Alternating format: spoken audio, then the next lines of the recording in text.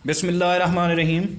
अस्सलाम वालेकुम व्यूअर्स, मैं हूं मखदूम अमीर हैदर हाशमी और आप देख रहे हैं मेरा YouTube channel Hashmi organic farming.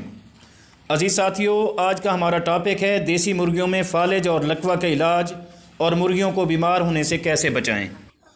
अजीज़ साथियों, आज मैं आपको मुर्गियों को फालिज और लकवे से बचाने का एक देसी सस्ता और आजमूदा नुस्खा बताने जा रहा हूं। पहले तो आप अपनी मुर्गियों की फीड में या फिर अलहदा से मुरिंगा, जिसे हमारी इलाकाई ज़बान में सुहांजना कहते हैं, उसका इस्तेमाल शुरू करवा दें और आप अपनी मुर्गियों को डेली मुरंगा यानी सुहांजना देना शुरू कर दें।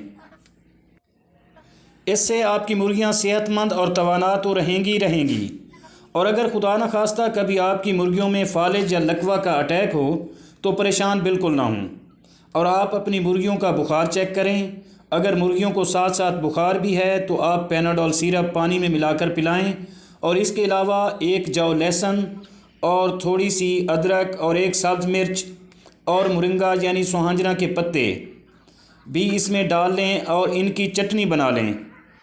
अज़ीज़ व्यूअर्स, ये ध्यान रहे कि ये जो मैं नुस्खा आपको बता रहा हूँ ये सिर्फ़ एक परिंदा या एक मुर्गी के लिए है।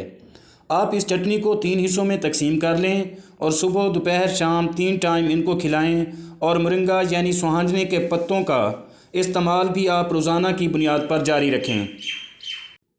साथियों, ख्याल रहे कि फालिज और लकवा के मर्ज़ में परिंदे या मुर्गी खाना पीना छोड़ देते हैं, जिसकी वजह से परिंदे कमज़ोर होना शुरू हो जाते हैं और आपने फालिज और लकवा ज़दा परिंदों यानी मुर्गियों को फीड या फिर ये नुस्खा भी अपने हाथों से खिलाना है और इंशाअल्लाह 1 हफ़्ते में आपके फालिज ज़दा परिंदे या मुर्गी ठीक हो जाएगी। अगर परिंदों और मुर्गियों में फालिज का अटैक हल्का हो तो ये 1 हफ़्ते में, बाज़ औक़ात 2 हफ़्ते भी लग जाते हैं।